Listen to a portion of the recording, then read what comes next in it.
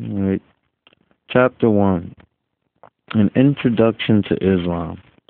When we speak of Islam, we are concerned not only with a religion akin to the other monotheistic religions, Judaism and Christianity, but with a way of life, a system that encompasses the relationships of the adherents to each other and to their society from birth until death.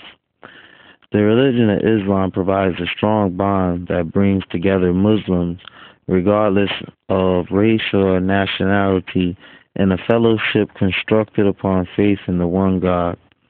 When considered in this context, Islam has much in common with both Christianity and Judaism, to the extent, however, that Islam stresses communal solidarity as measured in terms of successes encountered in this area.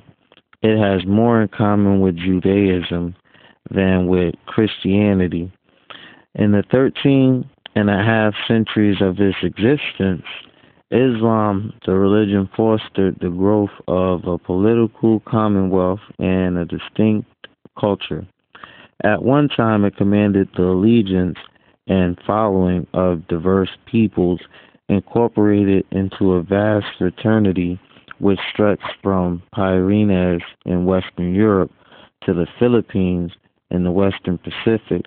Within such wide territorial reaches, Muslims formerly of varying creeds and cultural backgrounds forged a common culture drawing on the precepts of their religion and expressing itself through the medium of the Arabic language.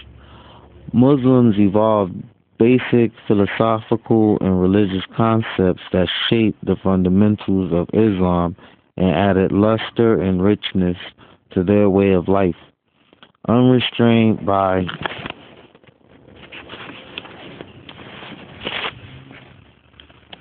dogmatisms, Muslims engaged themselves in the pursuits of philosophy, literature, science, mathematics, and astronomy, converting their chief cities from Spain to Central Asia into the foci of a brilliant civilization when Europe, for the most part, was experiencing a period of cultural arrestation.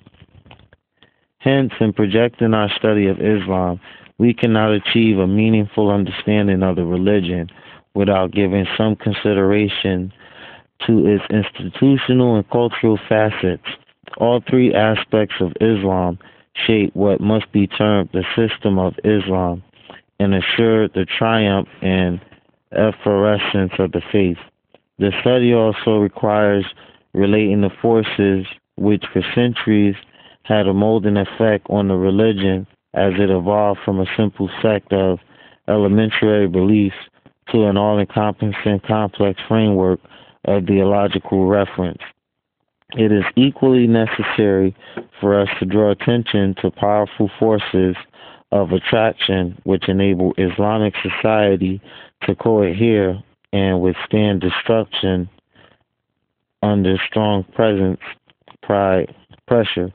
Pride in belonging to a unifying faith coupled with the spirit engendered thereby contributed to the social solidarity and cultural development of the believers in Islam. But this commonly shared pride did not always succeed in safeguarding the socio-religious solidarity of the Muslims. Such breaches as disrupted the cohesiveness of Islam will be given due consideration as we follow the fluctuations in its historical career through alternating phases of accomplishment and decline. For a number of centuries, the Muslim East and the Christian West confronted each other across the length and breadth of the Mediterranean basin. Sometimes their relations were characterized by peaceful and fruitful exchanges. Quite often, both sides viewed each other with empathy and indifference, punctured by frequent conflicts.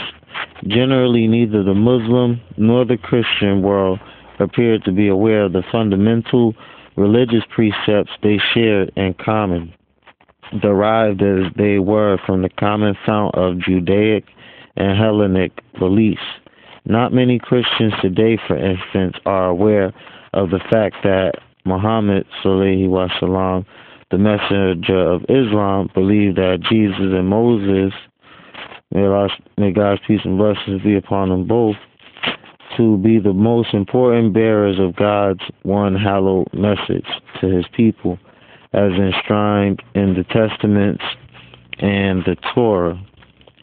Indeed, to millions of Christians for hundreds of years, Muhammad was an object of contempt. Certainly in no way did he command the respect which his followers accorded Jesus, whose position of difference in the Holy Bible and the Holy Book of Islam is permanently assured, until recent scholarship began to strip Islam of the prejudicial views surrounding it. The Western world, at the very best, has contented itself with a distorted understanding of one of mankind's significant living religions. In his two brilliant works, Orientalism and Covering Islam, Edward Said provides ample proof of such distortions and what underlies them. Geographical proximity and frequent exchanges notwithstanding, the Christian accused the Muslim of worshiping a false prophet. To the follower of Christ, the follower of Muhammad was a blasphemer who would not figure in God's great design or in the salvation reserved for the faithful believers in Jesus. Indeed, in the eyes of the Christians, Islam was synonymous with Mohammedanism, with its false implication of being a system of belief founded upon the worship of the person Muhammad. Yet nothing is more repugnant to the devout Muslim than to be called a Mohammedan. From the point of view of his religion, to accord devotional respect to any being other than Allah, God of the worlds, of Christians and Jews, is to commit the major unpardonable sin. The term Islam in the lexicon of the Arabs means submission. The religion of Islam is the religion of submission to the will of the omnipotent and omniscient Creator, the only God who admits of no association and worship of Him.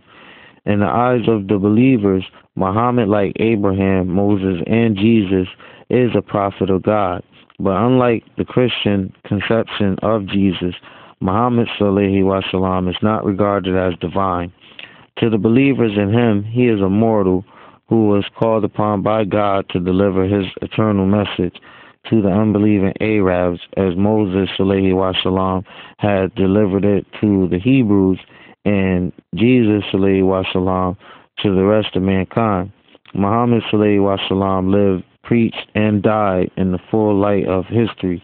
Countless millions since the time of his death in 632 have paid homage to him as they journeyed far and wide to reach his burial place in Medina.